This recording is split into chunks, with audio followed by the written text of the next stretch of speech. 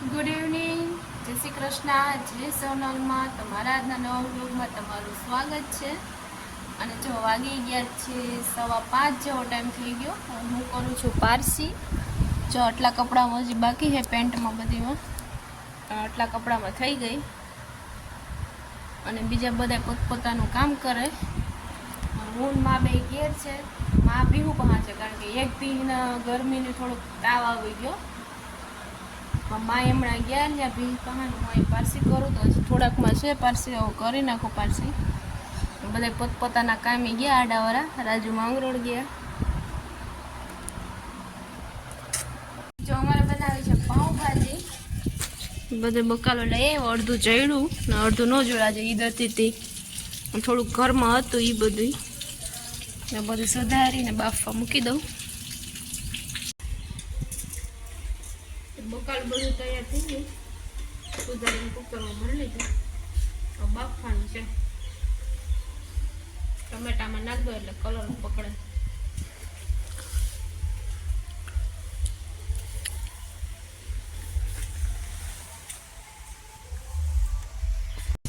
વારે દોરી છે ગાય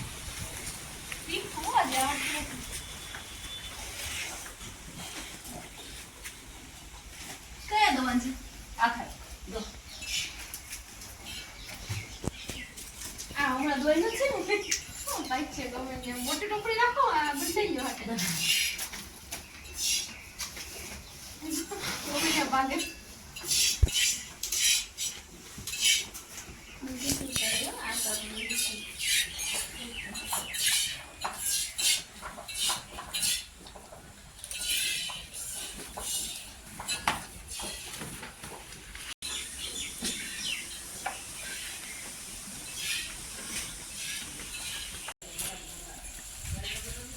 કેટલું દૂધ દોયું? આનાથી થોડુંક ઓછું દોયું, અડધું મેં દોયું।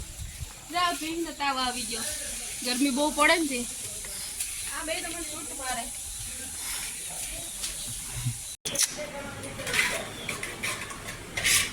પાઉંભાજી વઘારવાની, બધું એક રસ કરી નાખ્યું, શાકભાજી તેલ મૂક્યું।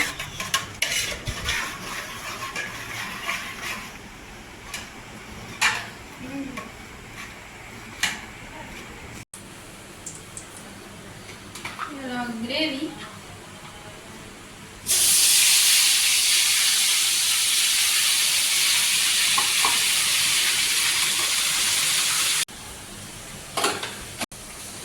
મસાલા નાખી દઈએ,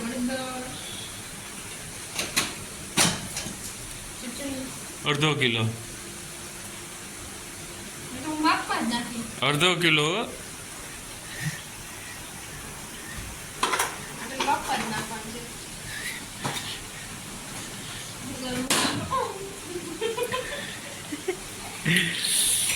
બચ્ચા મસાલો તો તોડવાનો લાગે છે। આ ઓલો તૂટેલો રહ્યો।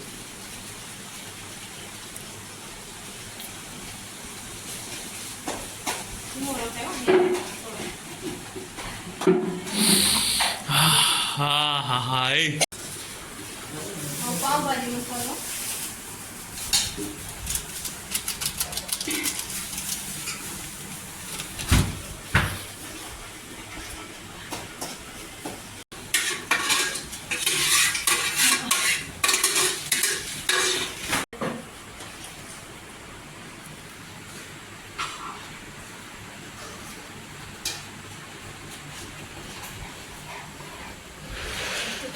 છે, ગરમા ગરમ ભાજી। હાલો તો જમવા, ભાજી ભજીયા ચટણી।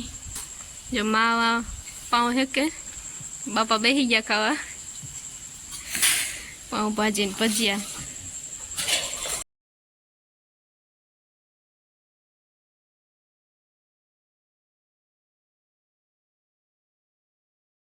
જો મારે બનાવવાનું છે મગનું શાક બનાવ્યું ને હવે સિંગ ભજીયાનું શાક બનાવવું છે। મગનું શાક બનાવ્યું, સંભારો બનાવ્યું કોબીનો, અને હવે સિંગ ભજીયાનું શાક બનાવવું, એની તૈયારી કરું।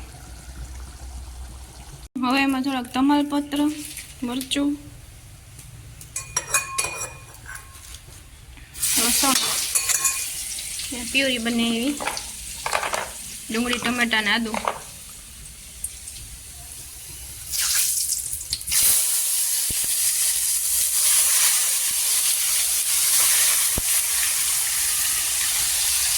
ગ્રેવી થઈ ગઈ ને એમાં બધા મસાલા નાખી દીધા છે, ચટણી મીઠું હળદર ને હવે એમાં દહીં નાખવાનું છે.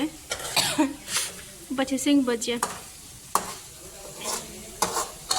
જો બધું સિંગ ભજીયા નાખી દીધા. હવે થોડુંક દહીં નાખ, એમાં થોડીક છાશ નાખું.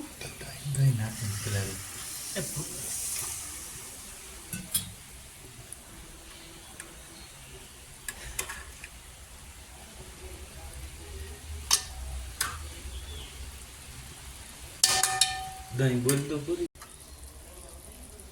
3 ચમચી દહીં.